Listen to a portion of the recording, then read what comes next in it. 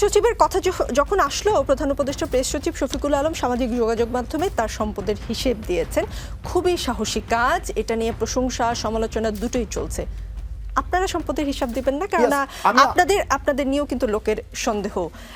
আরেকটার সাথে একটু প্রশ্ন যে আপনি তো অনলাইনে আপনার ইংলিশ যে ক্লাস, সেটা দেখছিলাম আমি আজকে, সেখান থেকে একটা শব্দ শিখেছি, এমবি ডেক্সটেরাস, মানে মেধাবী। জি, আপনি মেধাবী, কিন্তু স্কুল অফ এক্সিলেন্স সেটা কেমন চলছে? দুইটা প্রতিষ্ঠান রয়েছে। জি, আচ্ছা, আমি ওইটার কথাই জানি। এইটাই কি আপনার আয়ের একমাত্র মানে উপায় কিনা? না, আমি 2017 সাল থেকে ইনকাম করি।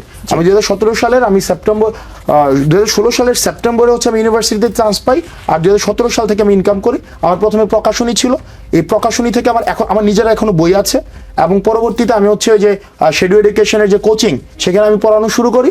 এবং সেখানে আমার ঢাকা ইউনিভার্সিটিতে 2000 মানে আমার অনেক স্টুডেন্ট আছে, আজকে মেডিকেলের রেজাল্ট দিয়েছে, সেখানেও আমার স্টুডেন্ট আছে, এবং আমি এখনো পড়াই। আমি এখনো দেখা যাচ্ছে আমার আরো 2টা ক্লাস বাকি আছে 25 তারিখ ঢাকা ইউনিভার্সিটির পরীক্ষা। আমি দেখা যায় ফজরের পরে 6টা 7টার দিকে আমি ক্লাস নেই। এবং আমার যে ইনকাম সোর্স রয়েছে, সেই ইনকাম সোর্সের যে মূল অংশগুলো, সেটা হচ্ছে প্রথমত হচ্ছে প্রকাশনী, দ্বিতীয় হচ্ছে এখনো আমি পড়াই প্রকাশনীতে আমার ইনভেস্টমেন্ট রয়েছে। এবং হচ্ছে তারপর প্রকাশনী নাকি কয়টা প্রকাশনী? একটা প্রকাশনী। তারপরে হচ্ছে আমার 2টা অনলাইন প্রতিষ্ঠান রয়েছে। একটা প্রতিষ্ঠানের ডিরেক্টর আমি। এখন প্রশ্ন করতে পারেন সেগুলো কি আন্দোলনের পরে হয়েছে কিনা? না, সেগুলো আন্দোলনের পরে না। যেটার আমি ডিরেক্টর, সেটা হচ্ছে 2023 সালের জুন মাসে সেটার আমি হচ্ছে চুক্তিবদ্ধ হয়েছে, এবং সেখানে আমার একটা ইনভেস্টমেন্ট রয়েছে। তারপরে হচ্ছে আরেকটা প্রতিষ্ঠান আমি পড়াই, অনলাইন প্রতিষ্ঠানে আমি পড়াই, সেখানেও হচ্ছে আমি কোর্স বিক্রি করি। আমার কোর্স বিক্রি করি, এবং এই কোর্স থেকে রেকর্ডেড কোর্সও সেখানে বিক্রি হয়, এবং সেখানে লাইভ কোর্সও বিক্রি হয়। এগুলো হচ্ছে আমার ইনকাম সোর্স। এবং আমি রাজনৈতিক দল পরবর্তীতে যদি আমরা হই বা রাজনৈতিকতে যদি আমি যাই, বা খুব দ্রুততম সময়ে আমার যে ইনকাম রয়েছে, আমার বাবার যে ইনকাম রয়েছে, আমার স্ত্রীর যে সম্পদ রয়েছে, বা আমার মা এবং অত ফার্স্ট হ্যান্ড রিলেটিভ যাদের রয়েছে, আমি সেটাকে অবশ্যই প্রকাশ করব। সেক্ষেত্রে একটা বিষয় রয়েছে, দেখেন আমি যখন ইনকাম, ওই যে শফিক ভাইয়ের যে ইনকাম সোর্স দিয়েছে, তো আমাদের ক্ষেত্রে যেটা হয়েছে, আমি স্টুডেন্ট অবস্থায়, আমি কিন্তু জাস্ট মানে ইউনিভার্সিটি লাইফ শেষ করেছি। তো আমাদের ক্ষেত্রে দেখা গিয়েছে কি, অনেক ট্রানজ্যাকশন আমাদের হাতে নিতে হয়েছে। যেমন আমি কোচিংয়ে ক্লাস নিতাম, 15,000 টাকা দিত, এটা আমি হাতে নিয়েছি, এটা কিন্তু আমার কোনো হিসাব নাই। বা ট্যাক্সের যে বিষয়গুলো এখন আসছে, তখন কিন্তু এই বিষয়গুলো এখনো আসেনি, মানে ওই সময় পর্যন্ত আসেনি। সুতরাং এই জায়গাগুলো স্পষ্ট করে, এবং যেটাকে একদম স্বচ্ছভাবে আমার ব্যক্তিগত আমার যেই ইনকাম সোর্স রয়েছে, সেটাকে অবশ্যই আমি প্রকাশ করব। কারণ একটা মানুষ মনে করছে যে আমরা হয়তো আন্দোলন পরবর্তী সময় আমাদের টাকা হয়ে গিয়েছে, এই হয়ে গিয়েছে, সেটার কম্পারেটিভ যে আলোচনাটা তখন হতে পারে। তবে আলহামদুলিল্লাহ, আমি আমার জায়গা থেকে 2017 সাল থেকে আমি সচ্ছল, তখন থেকে আমি পরিবার চালাই, এবং তখন থেকেই একটা সমাজে বেঁচে থাকার জন্য। আপনি যদি নির্বাচনে রাজনৈতিক দল করেন এবং নির্বাচনে দাঁড়ান, তখন আপনি না, আমি এখনই দেব, মানে এখন সময়টাই জানতে চাচ্ছি। এখন বলতে হচ্ছে আমি এই মাসের শেষের দিকের মধ্যে হচ্ছে আমি আমার যে আয় বিবরণী, মানে আমার যে ইনকাম রয়েছে, আমি ইনকাম প্রকাশ করব। এবং আমার ইনকামের সোর্স জানার জন্য আমি প্রকাশ করার আগে আপনারা আমার প্রতিষ্ঠানগুলো যেগুলো রয়েছে, সেগুলোকে সার্চ করলেই দেখবেন যে সেগুলোর অর্থ কি পরিমাণ ইনকাম করে প্রত্যেক বছর। 5 মাস আগে আপনার আয় কত ছিল, আপনি তফাৎ জানতে পারবেন? সেটা আপনি এখনো যদি সার্চ করেন যে স্কুল অফ এক্সিলেন্সের কোর্সগুলোতে কি স্টুডেন্ট, মানে কতজন কিনেছে, সেখানে লেখা আছে কতজন কিনেছে এই কোর্সটা, এবং সেটার সাথে যদি আপনি কোর্সের দাম কত সেটা গুণ দেন, এবং সেটা 10% আমি পাই। এবং ডিরেক্টর অ্যালাউন্স বাবদ আমি প্রত্যেক মাসে 90,000 টাকা পাই, এখন থেকে না। এই যে স্কুল অফ এক্সিলেন্সের ডিরেক্টর অ্যালাউন্স বাবদ আমি একদম নর্মালি ইনকাম নিয়ে কথা, আমার তখন থেকে 90,000 টাকা হচ্ছে ডিরেক্টর অ্যালাউন্স প্রত্যেক মাসে 2023 সালের জুন থেকেই। এবং বছর শেষে যে ইনকাম হয় সেটার 10% আমি পাই। এবং যদি আমি ক্লাস নেই, মানে আমার প্রতিষ্ঠান যেটা আমি ডিরেক্টর, সেটার যে আমি যদি ক্লাস নেই, প্রত্যেক ক্লাসের জন্য আমার 10,000 টাকা সেখানে হচ্ছে আমাকে দেওয়া হয়। আর যদি ক্লাস না নেই, ফ্রিল্যান্সিং এ অন্য কাউকে দিয়ে ক্লাস করাই, সেক্ষেত্রে শুধুমাত্র বছর শেষে আমার যেই মোট লাভের আমি 10% পাই। আর আরেকটা প্রতিষ্ঠান যেটা এসিএস, আমি বলছি এসিএস এ আমি পড়াই, সেখানে ইংলিশ কোর্সটা এবছর প্রায় আমার 16,000 স্টুডেন্ট কিনেছে। সেক্ষেত্রে মোটামুটি পুরা কোর্স 8 কোটি টাকার বেশি বিক্রি হয়েছে। সেখান থেকে আমি প্রায় 50 লাখ টাকার মতো হচ্ছে আমি এই কোর্স শেষে পাবো। কারা কিনেছে সেটা তো জানা যাবে। আপনি চাইলে আপনি নিজেও কিনতে পারবেন। আমি আশা করব আপনি নিজে কিনবেন। কোন 17,000 আসলে 17,000 মানুষ কিনেছে কিনা সেটা নিশ্চয়ই আপনি এখন দেখতে পারবেন। এবং এটা একটা প্রচারও হয়ে গেল যে যমুনা টেলিভিশনে যেখানে 1 সেকেন্ডের মানে 1 মিনিটের একটা বিজ্ঞাপন দিতে 70,000 টাকা লাগে, সেখানে আমার দুইটা প্রতিষ্ঠানের বিজ্ঞাপন হয়েছে। আমার দুইটা প্রতিষ্ঠান স্কুল অফ এক্সিলেন্স এবং এসিএস। প্রথমে যে জিনিসটা আমরা বারবার বলছি, শুরু থেকে বলছি যে এই গভর্নমেন্টটা হওয়া উচিত ছিল একটা রেভলিউশনারি স্পিরিটের একটা গভর্নমেন্ট, কিন্তু এই গভর্নমেন্ট হয়ে গিয়েছে একটা কনস্টিটিউশনাল ব্যুরোক্রেটিক গভর্নমেন্ট, যেখানে হচ্ছে সবকিছু একটা ব্যুরোক্রেসির মধ্য দিয়ে একটা লাল ফিত্তার একটা দৌরাত্বের মধ্যে সবকিছুকে নিয়ন্ত্রণ করার বা পরিচালিত করার চেষ্টা করছে, যেটা হচ্ছে এই আন্দোলনের যে একটা যেটা ধারাবাহিকতা ছিল, স্পিরিট ছিল, সেটার সম্পূর্ণ পরিপন্থী। কিন্তু একই সাথে সাথে একটা বিষয় দেখতে হবে যে আমরা ইতিহাসের এই যে প্রত্যেকটা পর্যায়ে সেক্ষেত্রে আমরা প্রতারিত হয়েছি। প্রত্যেকটি যে রাজনৈতিক দল যারা হচ্ছে ক্ষমতায় এসছে বিভিন্ন সময়ে, আমরা দেখেছি যে আমরা যে ধরনের যে ক্ষমতা পরিবর্তনের যে ধরনের একটা সুষ্ঠু একটা সেফ একটা ট্রান্সফরমেশন একটা মেথডস প্রয়োজন ছিল, আমরা দেখেছি প্রত্যেকটি রাজনৈতিক দল সেটি আমরা দিতে ব্যর্থ হয়েছে বলেই কিন্তু আজকে 24 আমাদেরকে দেখতে হয়েছে। না হয় আমাদের আজকে 24-এর এই যে পটভূমি সেটি কিন্তু তৈরি হতো না।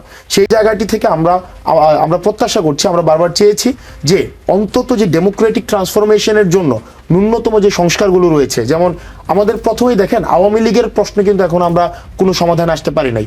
আমরা দেখছি যে আওয়ামী লীগের পক্ষে এক ধরনের সিম্প্যাথি ক্যাম্পেইন চালু হয়েছে, যেখানে দেখা যাচ্ছে যে এত মানে লার্জ স্কেইলের একটা কিলিং এর পরেও আওয়ামী লীগের পক্ষে একটা সিম্প্যাথি ক্যাম্পেইন রয়েছে। আওয়ামী লীগ নির্বাচনের প্রশ্নে আসবে কি আসবে না, তাদেরকে কিভাবে কি করা হবে, বিচার প্রক্রিয়াটা কিভাবে সম্পন্ন করা হবে, সেই বিষয়টি কিন্তু এখনো নিশ্চিত করা যায়নি। এবং হচ্ছে আমরা বারবার যেটি বলছি, আওয়ামী লীগ ইস্যুতে আপনার কাছে একটা প্রশ্ন আছে, আমি করবো, আপনি অর্থনীতিটা শেষ করেন। যে অর্থনীতি জোরদার করার জন্য নির্বাচন দ্রুত হওয়া সার্বিকভাবে শুধুমাত্র অর্থনীতি কে চাঙ্গা করার জন্য, অর্থনীতিকে শুধুমাত্র করার জন্যই যে অর্থনীতিকে চাঙ্গা করার জন্য যে নির্বাচন প্রয়োজন, সেটি বিষয়টি এমন না।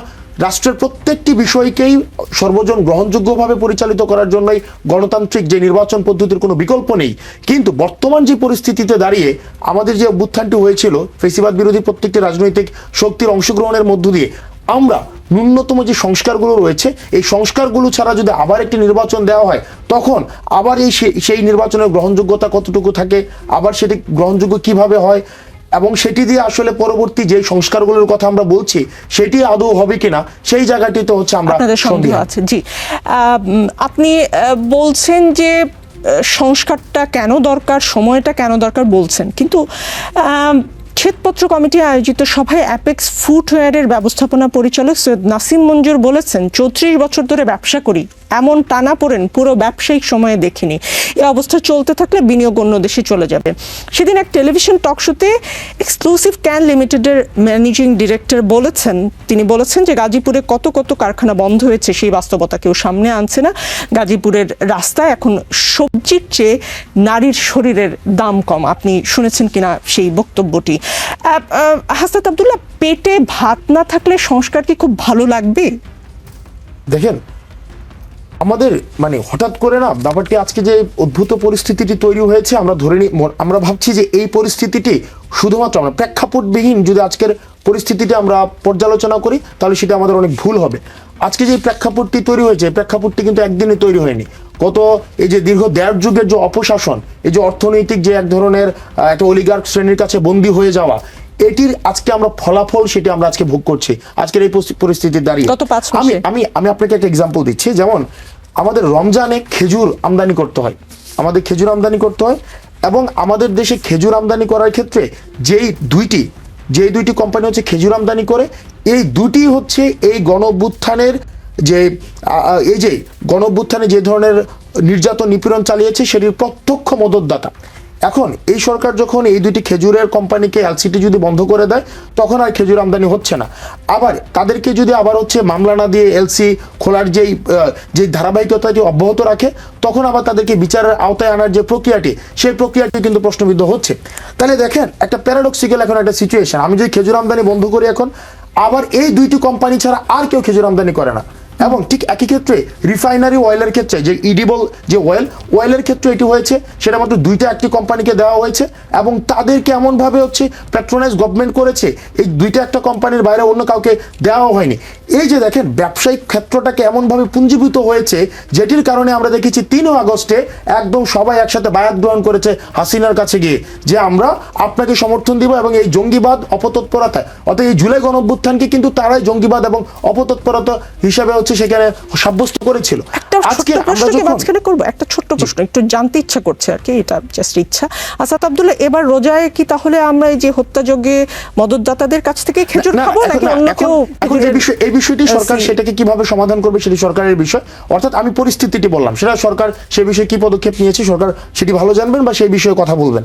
এখন দেখেন আজকে যে অদ্ভুত পরিস্থিতিটি তৈরি হয়েছে, যে ব্যবসায়িক যে একটা অলিগার্ক শ্রেণী তৈরি হয়েছে, সেখানে কি আপনি বলতে পারবেন যে এখানে একটা উন্মুক্ত বাজার প্রতিযোগিতা সেখানে নিশ্চিত করা হয়েছে? সেখানে নিশ্চিত করা হয়নি, বরং যেটি করা হয়েছে আওয়ামী লীগ পন্থী যারা আওয়ামী লীগকে পৃষ্ঠপোষকতা দিয়েছে, এটা সব ধরনের ব্যবসায়িক শ্রেণীকে দেখা গিয়েছে কি হাসিনা এক ধরনের পুঞ্জীভূত করেছে। এবং সেখানে দেখেছি কি এই যে 2টা কোম্পানিকে, একটা কোম্পানিকে, 3টা কোম্পানিকে, অ্যাসালমের মতো আমরা দেখেছি গ্রুপকে সেখানে হচ্ছে আমরা লক্ষ কোটি টাকা হচ্ছে বিদেশে পাচার করেছে। তো সেই জায়গা থেকে এই যে পরিবর্তনটাকে যদি আমরা একটা ইতিবাচক পরিবর্তনের দিকে যেতে চাই, সেক্ষেত্রে আমাদের একটা সময় প্রয়োজন। দেখেন অগাস্টের পরবর্তী সময় বিষয়টা এমন হয়নি যে নতুন করে সমস্যা সৃষ্টি হয়নি, বরং সরকারের প্রত্যেকটা কাজে কাজে সেখানে বাধা দেওয়া হয়েছে। আমরা এমনভাবে বিষয়টা ব্যাখ্যা করছি যে 8ই অগস্ট সরকার গঠন করেছে, আজকে পর্যন্ত সরকার নতুন কোনো পরিস্থিতির সৃষ্টি হয়নি।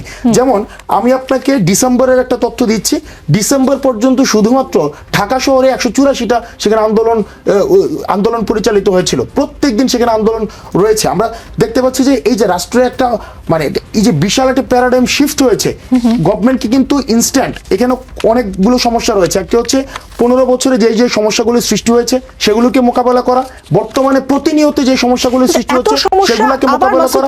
সেই কথায় আসি, আমি ওনার কথায় আসছি, সিরিয়াস না হয় তাহলে কি করে? আমি ওই কথায় আসছি। দেখেন কিন্তু এই জায়গায় এটি দুঃখজনক যে গভর্নমেন্ট আমাদের যে প্রম্পট অ্যাকশনের প্রয়োজন ছিল, দ্রুত গতিতে অ্যাকশনের প্রয়োজন ছিল, আমরা দেখছি সেইখানে কোনো না কোনোভাবে একটা কম্প্রোমাইজের একটা বিষয় রয়েছে। যেমন আমরা এসএসএফ এর ডিজির বাসায় থেকে দেখলাম যে আওয়ামী লীগের এক নেতাকে উদ্ধার করা হয়েছে। এই যে রাষ্ট্র ব্যবস্থার সব জায়গায় এক ধরনের ছাত্রদেরকে ঢাল বানিয়ে এক ধরনের প্রতারণা করা হচ্ছে, এই বিষয়টিকে আমিও সন্দেহ করছি। তবে আমার কাছে মনে হয় যে নির্বাচন একটি অবশ্যই নির্বাচনের মধ্য দিয়ে উত্তরণ সম্ভব, তবে সেটি যে অগাস্টের মধ্যে নির্বাচন দিলে, সেপ্টেম্বরের মধ্যে নির্বাচন দিলে সেটি গ্রহণযোগ্য হবে না, সেটা মাসুদ ভাই বলেছেন। আমাদের কাছে যে বিষয়টি মনে হয়, আমরা বারবার যেটি বলছি, আমরা এই যে ছাত্র জনতা যারা রাস্তায় নেমে এসেছিল, আমরা দেখেছি আমরা এখানে একটা যৌক্তিক সংস্কারের মধ্য দিয়ে, নির্বাচন কেন্দ্রিক যে যৌক্তিক সংস্কারগুলো রয়েছে, ন্যূনতম সেখানে বিচারটিকে নিশ্চিত করা, আমরা বারবার বলছি বিচারটিকে নিশ্চিত করা, সেখানে নির্বাচন কেন্দ্রিক যে সংস্কারগুলো রয়েছে, মাঠ প্রশাসন, স্থানীয় প্রশাসন, পুলিশ, এই যে তারপরে হচ্ছে এই যে জুডিশিয়ারি, এই বিষয়গুলিকে সংস্কার করে দিয়ে তারপরে হচ্ছে নির্বাচনের দিকে যাওয়া যেতে পারে। তবে অর্থনৈতিক যে জায়গাগুলো রয়েছে, অর্থনৈতিক জায়গা থেকে আমাদের যে অর্থনৈতিক যে উত্তরণের পথটি এই ক্ষেত্রে আমাদের গভর্নমেন্টের প্রতি আমরা যে হঠাৎ করে ভ্যাট বাড়িয়ে দিয়েছি সেটিকেও আমরা ইতিবাচকভাবে দেখছি না। আমার কাছে মনে হয় গভর্নমেন্টের এই বিষয়ে আরো দ্রুততম সময়ের মধ্যে এই বিষয়ে প্রম্পট অ্যাকশন নেওয়া উচিত।